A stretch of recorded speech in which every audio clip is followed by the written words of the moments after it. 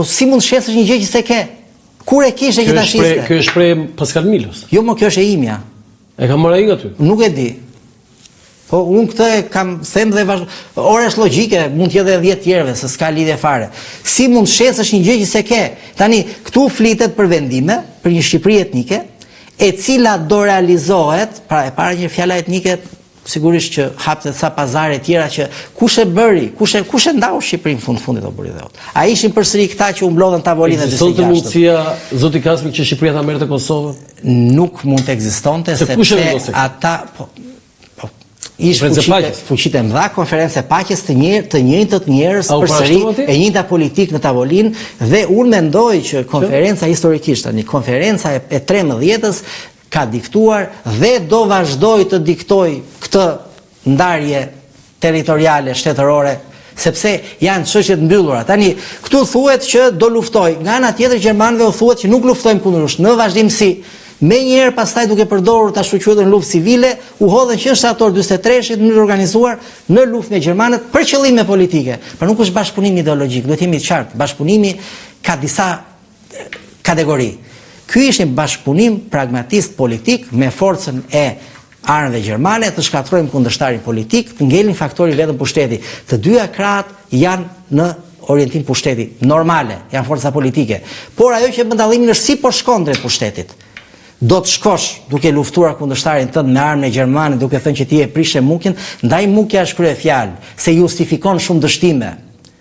Dhe unë nuk shaj, unë kritikoj në mënyrë historike, se e quaj vërtet përgjegjëse këtë dështim. Pret nga historianët serb polemika, se unë besoj do ketë. Po me siguri, padyshim që po. Kështu funksionon, pra është, ore mund të jetë edhe polak, po ja fuskot tani. Ja, po sema polak, jo po estoner tani. Është normale, çdo temë nxehtë që sillet në një thes, diskutohet. Domethënë, për ta ndarë kemi edhe dy foto tjera, mos gaboj, ju lutem. Regjia? Mos gaboj, kemi një foto? Kemi? Kjo është e gazetës Koha e Jon. Jo, foto tjetër një, pastaj ajo Didier. Referencën e ke nga Didieri, pra marrëdhënë atë që ti përmende. Po e përmenda sepse tani ka disa probleme, unë po them dy më kryesorët, për sa i përket këtij botimi. E para është votimi 48-s. Muke ka se ndonjëherë e lexoj mukajt, mukje, por që unë e di mukje.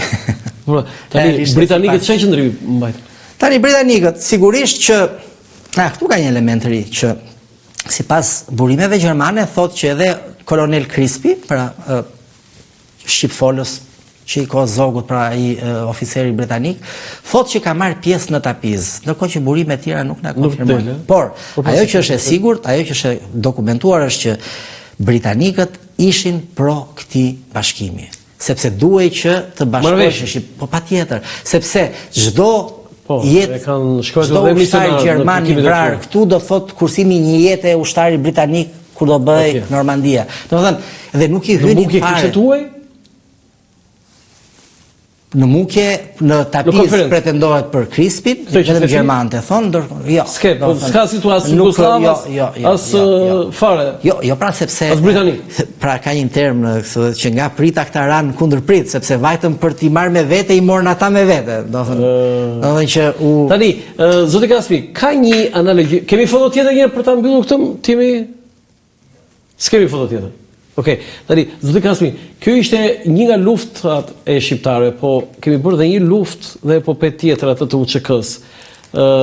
Sigurisht nuk ka paralelizëm, sepse është komplet një gjë tjetër, por në Hag ndodhen krerët e UÇK-s, ata që drejtuan rezistencën e armatosur të shqiptarëve gjatë asaj ofensive dhe genocidit më të madh të cilësuar nga çdo historian studius, mbas genocidit ndaj hebrejve të luftës botërore. Genocidi ndaj shqiptarëve është i dyti më i madh.